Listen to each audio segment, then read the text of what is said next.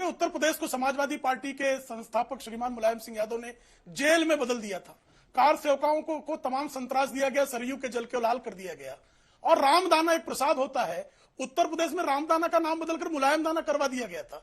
इस संतरास को देखा है, झेला है, तो उसको क्यों न बताया जाए नई पीढ़ी को। ठीक है, जब जो है 1992 में कांग्रेस के प्रधानमंत्री संसद में संकल्प ले रहे थे कि राम जन्मभूमि स्थान पर मस्जिद बनाई जाएगी, तो क्यों ना बताया जाए लोगों को। थोड़ा सा भी अगर प्रभु राम का सम्मान करते हो तो उससे राजनीति से अलग रखना चाहिए। ये आस्था की बात होनी चाहिए। और प्रभु राम की बात तो आप करते हैं, लेकिन प्रभु राम के बच्चों की बात नहीं करेंगे। पर सरयू के जल में राम थे कि नहीं जिसको लाल कराया गया था?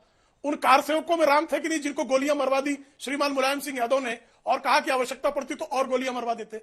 अभी आप जो है शंकराचार्य जो है मुक्तेश्वर सरस्वती जी के प्रति आप जिस तरह का आस्था भाव प्रकट कर रहे हैं, उसके लिए बड़ा आभार है। लेकिन यही अखिलेश यादव थे जो आदरणीय मुक्तेश्वरानंद सरस्वती जी को उन्होंने काशी में जो है पुलिस की लाठियों से जितना भयंकर पिटवाया था, तब कहां चला गया था आपकी आस्था उनके प्रति? मित्र, जरा ये भी बता दीजिएगा। से परेशान होके प्रभु राम के बच्चे किसान हैं, उनकी लागत नहीं मिलती उन्हें, वो परेशान, उनके बच्चे परेशान, आप उनके बारे में चिंता कीजिए ना। नमस्कार दोस्तों, स्वागत है आप सभी का। आप देख रहे हैं हिंदुस्तान पॉइंट ऑफ व्यू। दोस्तों, आज मैं जिस वीडियो पर रिएक्शन देने वाला हूं वो वीडियो है आज तक यूट्यूब चैनल के दंगल शो का। दोस्तों, आज की डिबेट होने वाली है एंकर चित्रा त्रिपाठी, बीजेपी के प्रवक्ता प्रेम शुक्ला और समाजवादी पार्टी के प्रवक्ता अनुराग भदौरिया के बीच में। दोस्तों, जो एंकर चित्रा त्रिपाठी ने सपा प्रवक्ता अनुराग भदौरिया से पूछा कि राम मंदिर का न्योता अखिलेश यादव और सफाई के समाजवादियों को नहीं मिला, इस पर क्या कहोगे? तो दोस्तों,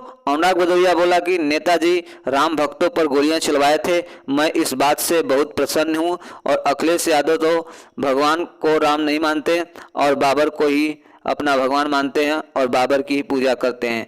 तभी प्रेम शुक्ला ने राम भक्तों के हत्या करवाने वाले नेता की पोल खोल दी और उसकी लंका लगा दी। दोस्तों, यदि आप चैनल पर नए हैं, चैनल को अभी तक सब्सक्राइब नहीं किया तो प्लीज चैनल को सब्सक्राइब। सबसे पहले प्रेम शुक्ला जी, आपसे ही शुरुआत करते हुए, बीजेपी को राम के नाम पर राजनीति का मौका मिल गया है क्या?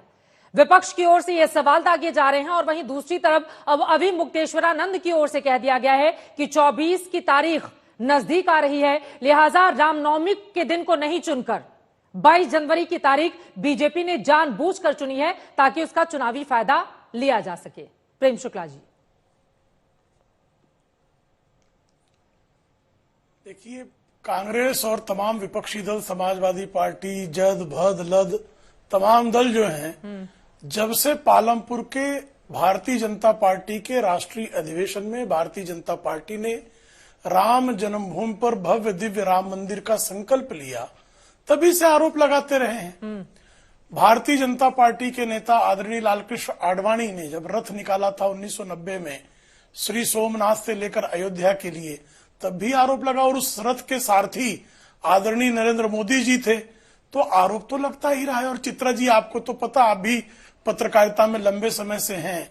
2019 के पहले ऐसा कौन सा चुनाव था जिसमें कांग्रेस वाले, समाजवादी पार्टी वाले, तमाम दल के लोग पूछते नहीं थे भारतीय जनता पार्टी के प्रवक्ताओं से, नेताओं से कि मंदिर वहीं बनाएंगे, तारीख नहीं बताएंगे? ये तारीख कभी सपा से तो पूछी नहीं गई, कभी कांग्रेस से तो पूछी नहीं गई, कभी जनता दल से तो पूछी नहीं गई, कभी राजद से तो पूछी नहीं गई। ये प्रश्न जो है भारतीय जनता पार्टी से क्यों पूछा जा रहा था? हाँ। क्योंकि लोगों को पता था कि राम जन्मभूमि पर भव्य दिव्य राम मंदिर का संकल्प यह भारतीय जनता पार्टी का संकल्प है। अरे तो ये बुकलेट बंटवा कर लोगों तक बंटवाने का भारतीय जनता पार्टी कह रही है कि हम संकल्प पूर्ति कर रहे हैं, इसको तो सीधे राजनीति से ही जोड़ा जाएगा ना प्रेम शुक्ला जी।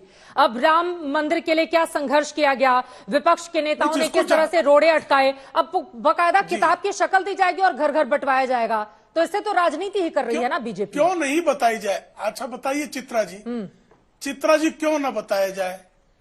रामलला के मंदिर निर्माण के लिए जब कार सेवा करने के लिए लोग निकले तो उनको कितनी पीड़ाएं दी गई। मैं तो एक पत्रकार के तौर पर 1990 की कार सेवा का साक्षी हूं।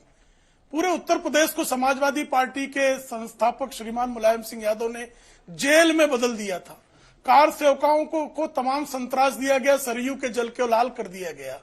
और रामदाना एक प्रसाद होता है, उत्तर प्रदेश में रामदाना का नाम बदलकर मुलायम दाना करवा दिया गया था। इस संतरास को देखा है, झेला है, तो उसको क्यों न बताया जाए नई पीढ़ी को। ठीक है, जब जो है 1992 में कांग्रेस के प्रधानमंत्री संसद में संकल्प ले रहे थे कि राम जन्मभूमि स्थान पर मस्जिद बनाई जाएगी, तो क्यों ना बताया जाए लोगों को? ठीक है। क्यों पीड़ा हो रही है जब जो किया है तो उसको बताने पर इतनी पीड़ा क्यों हो रही है? ठीक है, अनुराग भदौरिया जी, उनके सवालों पर जवाब दीजिए। ये तो सच बात है कि बार बार बीजेपी से हर चुनाव में पूछा जाता था कि रामलला हम आएंगे, मंदिर की तारीख कब बताएंगे, तो वो मंदिर की तारीख बता रहे हैं, उद्घाटन कर रहे हैं, प्राण प्रतिष्ठा कर रहे हैं, तो इस पर पॉलिटिक्स क्यों हो रही है? अनुराग भदौरिया जी, उनकी हिस्सेदारी है, वो लोगों को बता रहे हैं, बुकलेट छपवा रहे हैं। आपने एक बहुत अच्छी बात कही कि भारतीय जनता पार्टी राम के नाम की राजनीति क्यों कर रही है। इसी में सारा उत्तर पूरे देश को मिल जाता है। क्योंकि ये प्रभु राम हमारे आस्था का विषय है, इनके लिए राजनीतिक विषय है। इन्होंने अगर कोई काम किया होता 10 सालों में तो आज शायद काम गिना रहे होते, क्योंकि इनके पास काम गिनाने को नहीं है। ये महंगाई, बेरोजगारी, महिला समस्या, किसान पे बात करना ही नहीं चाहते। अब देखिए किस तरह से, अरे प्रभु राम के नाम की राजनीति करते हो। प्रभु राम तो आस्था का विषय है, आप उसमें राजनीति क्यों करना चाह रहे हो? और अभी जगत गुरु अभी मुक्तासन जी ने क्या कहा? हमने नहीं कहा, वो विपक्ष के नेता नहीं, शंकराचार्य जी, उन्होंने भी आप पे उंगली उठाई ना कि क्यों भाई ऐसा क्यों? क्योंकि इसके मतलब आप राजनीति से देखते हो और प्रभु राम को राजनीति से नहीं देखना चाहिए। अगर आप उसमें थोड़ा सा भी अगर प्रभु राम का सम्मान करते हो तो उससे राजनीति से अलग रखना चाहिए। ये आस्था की बात होनी चाहिए। और प्रभु राम की बात तो आप करते हैं, लेकिन प्रभु राम के बच्चों की बात नहीं करेंगे। प्रभु राम के बच्चे परेशान है, किसान बेचारा धरने पे बैठता है, सालों साल तक बैठता है प्रभु राम का बच्चा, उसकी कितने की मौतें हो जाती हैं, तब जाके उनका काला कानून आप तब जाके वापस करते हो। कभी आपने प्रभु राम की बच्चियों के बारे में सोचा? वो अपना मेडल लौटाती हैं, वो धरने पे बैठती हैं न्याय मांगने के लिए, तब कहां चला जाता है प्रभु राम की बच्चियों के साथ? आप न्याय नहीं कर पाते? मैं आपसे सवाल पूछता हूं, प्रभु राम की बच्चियां जब परेशान होती मणिपुर में, तब आपने क्या किया? मेरा सवाल सीधा आपसे है, किसान परेशान होता है, प्रभु राम के बच्चे, बेरोजगार प्रभु राम के बच्चे, महंगाई प्रभु राम के बच्चे झेल रहे हैं, उनके बारे में आप बात क्यों नहीं करना चाहते? मेरा सीधा सवाल आपसे है। प्रभु राम का सभी सम्मान करते हैं, प्रभु राम हमारे आस्था का विषय है। आपने सुना अभी मुक्तेश्वरानंद को, अनुराग जी? हाँ, उन्होंने बिल्कुल सही बात बोली है। आप ये कह रहे हैं कि बिल्कुल सही बात बोली है उन्होंने? किसने? अभी मुक्तेश्वरानंद शंकराचार्य जी ने। मैं अपनी बात कह लूं? हाँ, नहीं, उन्होंने क्या बोला आपने सुना। हाँ। अब उनके शब्दों को आप अच्छी तरह बता सकती, लेकिन नहीं, मेरा सवाल आपने कहा कि उन्होंने बिल्कुल सही बोला है। इसी से जुड़ा हुआ, अनुराग जी सवाल सुन लीजिए, इसी से जुड़ा हुआ मेरा अगला सवाल है। वो बीजेपी से ये भी पूछ रहे हैं कि मल्लिकार्जुन खड़गे और साथ ही सीताराम येचुरी, इन जैसे नेताओं का राम मंदिर में क्या योगदान है कि इनको निमंत्रण दिया जा रहा है? तो क्या बिल्कुल सही सवाल पूछा है उन्होंने? वही मैं आपसे नहीं, मैं आपसे पूछ रहा हूं, मैं दूसरा सवाल कर रहा हूं। मैं सवाल ये कर रहा हूं कि क्या भारतीय जनता पार्टी, प्रभु राम तो भारतीय जनता पार्टी नहीं हो सकती ना? हाँ, सुनिए, मेरी बात सुनिए ना। हाँ। नहीं, प्रभु राम एक आस्था का विषय है। हाँ। भारतीय जनता पार्टी एक पार्टी है, जैसे हम पार्टी हैं, दूसरे दल है, वैसे भारतीय जनता पार्टी एक दल है। तो भारतीय जनता पार्टी ये अपने को क्यों कह रही है कि मैं ही राम क्या वो उपासक हूं, हम ही राम की बात करेंगे? क्यों भाई? राम हाँ। तो कण कण में है, हाँ। हर व्यक्ति में है, हर व्यक्ति के में, हर जगह राम, प्रभु राम है। आप कैसे इसका एक अधिकार बनाने की कोशिश करते हैं? आप कौन होते हैं निमंत्रण भेजने वाले? प्रभु राम बुलाएंगे तो जाएंगे, सबको प्रभु राम बुलाते हैं तो जाते हैं। आप कहते नहीं है प्रभु बुलाएंगे तो हम जाएंगे। लेकिन भारतीय जनता पार्टी प्रभु कब से बन गई? भारतीय जनता पार्टी ठेकेदार कब से बन गई? आप ठेकेदार मत बनिए, आप प्रभु के ठेकेदार नहीं हो सकते। प्रभु हमारे आस्था का विषय है, आप ठेकेदार बन के पाप के भागीदार बनते हैं। बोले प्रभु राम कण कण में है, इसलिए मैं आपसे कहता हूं प्रभु राम का कोई ठेकेदार नहीं हो सकता। जवाब ले इसलिए प्रभु राम को आप मत बोलिए कि आप प्रभु राम को, आप कह रहे हैं कण कण में राम है, तो फिर आप निमंत्रण भेजने वाले कौन होते हैं? ठीक है, उसके बाद में बाकी दोनों मेहमान पहुंचेंगे। प्रेम शुक्ला जी पहले देखिए वो तो सकल ब्रह्म में है, राम कण कण में है, सही है, ये ज्ञान इनको प्राप्त हो गया, इसके लिए धन्यवाद। सरयू के जल में राम थे कि नहीं जिसको लाल कराया गया था? उन कार सेवकों में राम थे कि नहीं जिनको गोलियां मरवा दी श्रीमान मुलायम सिंह यादव ने, और कहा कि आवश्यकता पड़ती तो और गोलियां मरवा देते? अभी आप जो है शंकराचार्य जो है मुक्तेश्वर सरस्वती जी के प्रति आप जिस तरह का आस्था भाव प्रकट कर रहे हैं उसके लिए बड़ा आभार है। लेकिन यही अखिलेश यादव थे जो आदरणीय मुक्तेश्वरानंद सरस्वती जी को उन्होंने काशी में जो है पुलिस की लाठियों से जितना भयंकर पिटवाया था, तब कहां चला गया था आपकी आस्था उनके प्रति? मित्र, जरा ये भी बता दीजिएगा।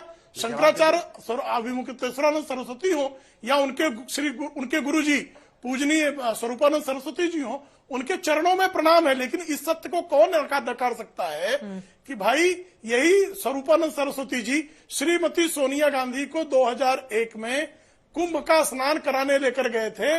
कुंभ का स्नान करवाया भी उन्होंने, उसका भी किसी ने विरोध नहीं किया।